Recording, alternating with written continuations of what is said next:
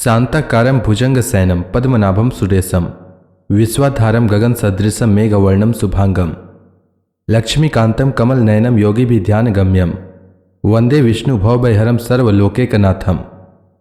मंगलम भगवान विष्णु मंगलम गरुड़ध्वज मंगलम पुंडरीकाक्ष मंगलाय तनोहरि। ओम नमो भगवते वासुदेवाय। आज का दिन आप सभी के लिए मंगलमय हो। आज पौष महीने का दूसरा दिन है। पौष महीने में प्रतिदिन सुबह सुबह भगवान सूर्य देव को अर्घ्य जरूर देना चाहिए। इससे पूरे साल रोग दुख पास भी नहीं भटकता है। आज मैं पौष मास कथा का दूसरा अध्याय सुनाने वाला हूं, तो आइए सुनते हैं पौष मास की कथा का दूसरा अध्याय।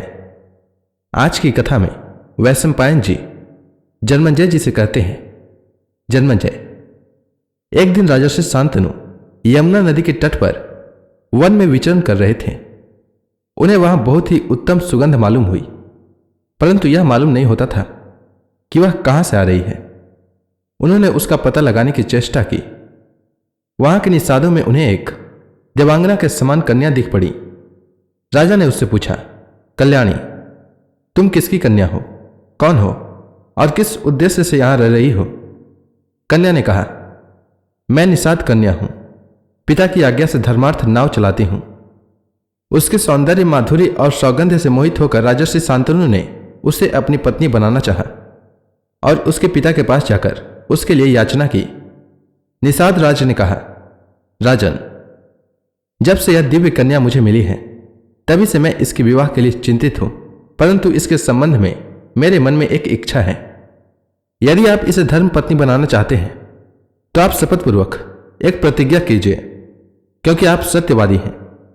आपके समान वर मुझे और कहां मिलेगा, इसलिए मैं आपके प्रतिज्ञा लेने पर इसका विवाह आपसे कर दूंगा।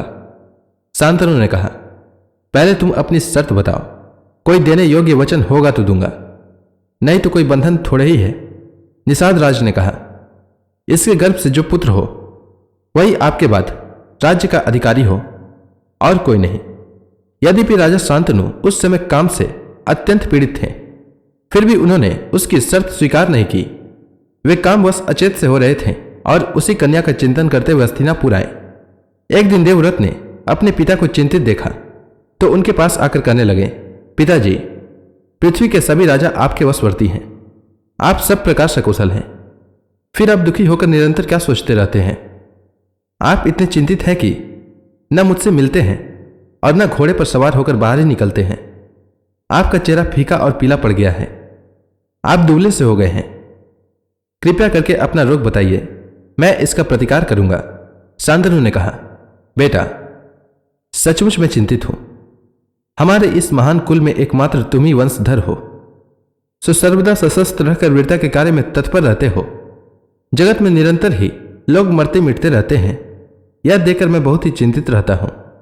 भगवान न करे ऐसा हो, परंतु यदि तुम पर विपत्ति आई तो हमारे वंश का ही नाश हो जाएगा। अवश्य ही अकेले तुम सैकड़ों पुत्रों से श्रेष्ठ हो और मैं व्यर्थ में बहुत से विवाह भी नहीं करना चाहता। फिर भी वंश परंपरा की रक्षा के लिए तो चिंता है ही।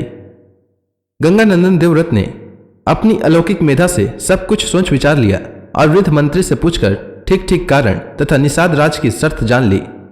अब देवव्रत ने बड़े बड़े क्षत्रियों को लेकर दासराज के निवास स्थान की ओर यात्रा की और वहां जाकर अपने पिता के लिए स्वयं ही कन्या मांगी।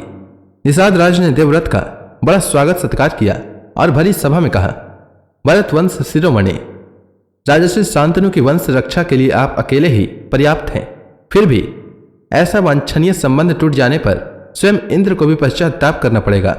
यह कन्या जिन श्रेष्ठ राजा की पुत्री है वे आप लोगों की बराबरी के हैं। उन्होंने मेरे पास बार बार संदेश भेजा है कि तुम मेरी पुत्री सत्यवती का विवाह राजर्षि शांतनु से करना।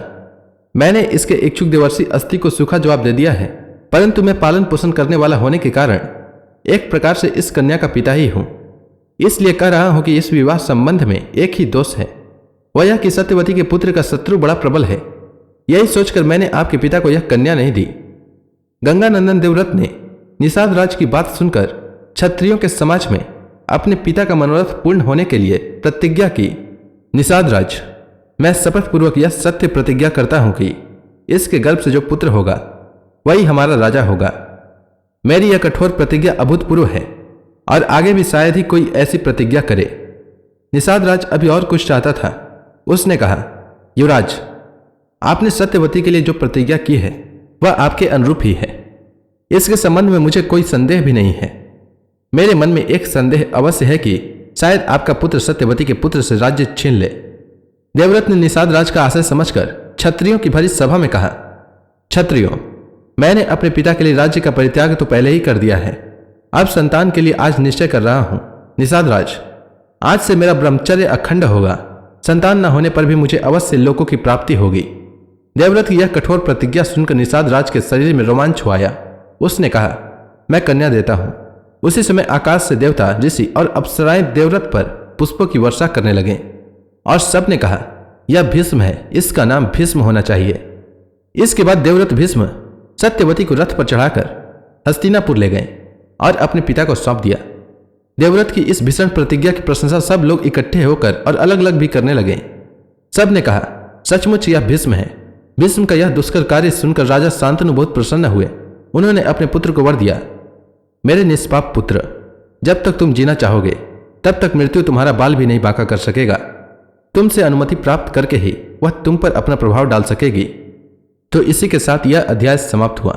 इसके आगे की कथा मैं कल के अध्याय में सुनाऊंगा। तब तक के लिए भगवान हरि का नाम लेते रहें। तो प्रेम से बोलिए भगवान विष्णु की जय, श्री कृष्ण भगवान की जय, लक्ष्मी माता की जय, तुलसी माता की जय, समस्त देवी देवताओं की जय।